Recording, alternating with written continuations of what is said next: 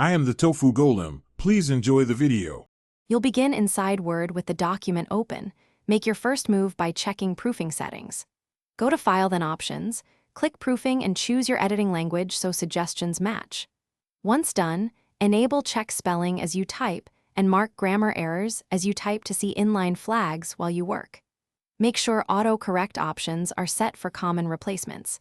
This reduces repetitive fixes and speeds up the next step. Now run a focused editor pass by choosing Review then Editor. This checks the whole file in one sweep. You'll see categories like spelling, grammar, clarity, and punctuation. Click each to inspect grouped suggestions. As you move through recommendations, accept changes you trust, ignore phrases that are correct in context, or modify the text for clarity. When Word mislabels a name or technical term, click Learn to add it to the dictionary so future checks. Finish by tailoring rules to your needs.